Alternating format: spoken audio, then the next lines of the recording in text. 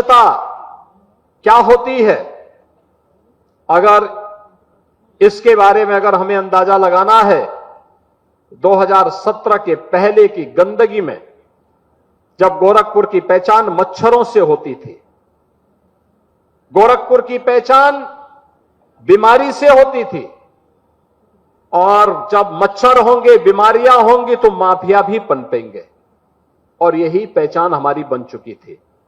लेकिन आज उससे उभर करके हमने एक बड़े लक्ष्य को प्राप्त किया। इंसेफ्लाइटिस की बीमारी जिसने 40 वर्ष में पूर्वी उत्तर प्रदेश के 50,000 मासूम बच्चों को निगलने का काम किया था, उस बीमारी से मुक्ति हुई। स्वच्छ भारत मिशन का एक महत्वपूर्ण कड़ी है, उसके परिणाम है, रिजल्ट है ये कि इतने हजार बच्चों को आज बचाने की दिशा में एक नया प्रयास प्रारंभ हुआ है।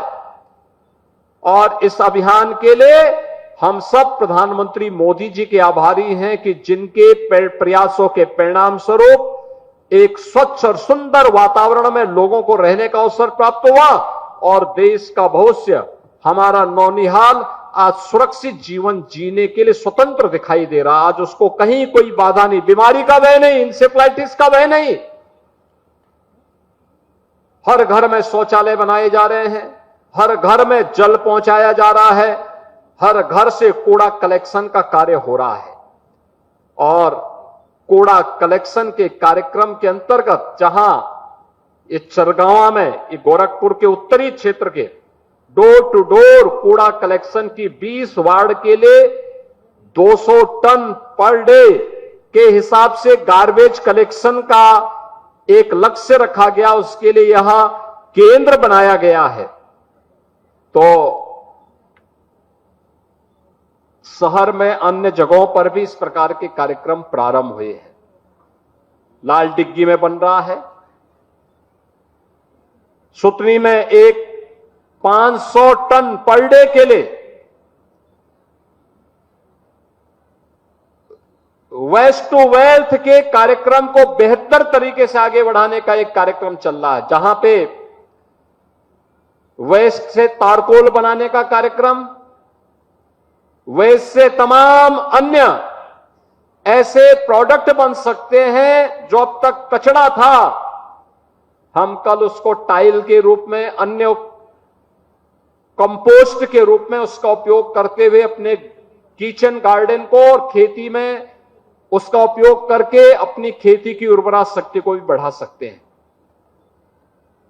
यह काम पहले भी हो सकता था, 2014 के पहले भी हो सकता था, लेकिन 14 के पहले जो सरकार थी, देश उनके एजेंडे में नहीं था।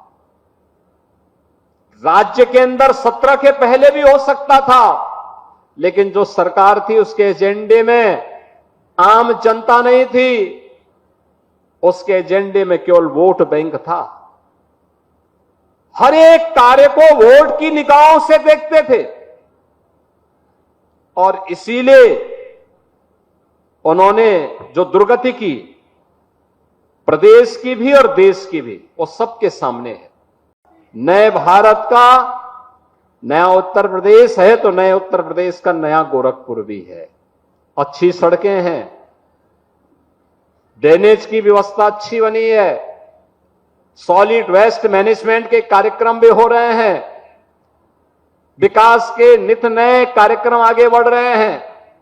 बीआरडी मेडिकल कॉलेज 17 के पहले बीमार था, आज बीमारियों का उपचार का केंद्र बना हुआ है।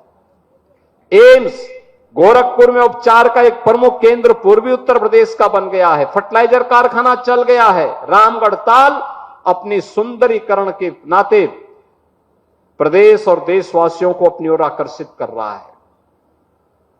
विकास की एक कर्मिक यात्रा इसी रूप में आगे बढ़नी चाहिए, और इस दिशा में जो प्रयास हुए हैं, स्ट्रीट लाइट भी कार्बन उत्सर्जन को कम करता है। पहले हेलोजन की लाइट लगती थी, पीली लाल, अचानक जलती थी, फिर बंद हो जाती थी।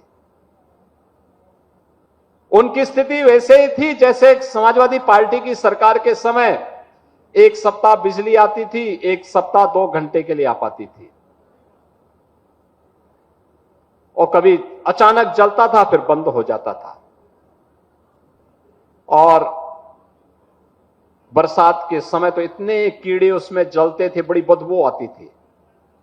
आज आप स्ट्रीट लाइट देखते होंगे, आज हेलोजन नहीं, आज तो street light, LED street light है।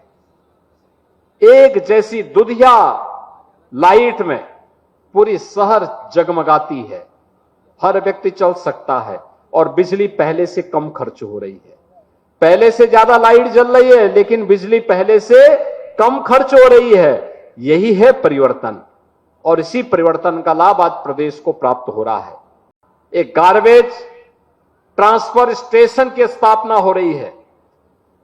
आज सॉलिड वेस्ट मैनेजमेंट के लिए और लिक्विड वेस्ट मैनेजमेंट के लिए बेहतरीन प्रयास हो रहे हैं।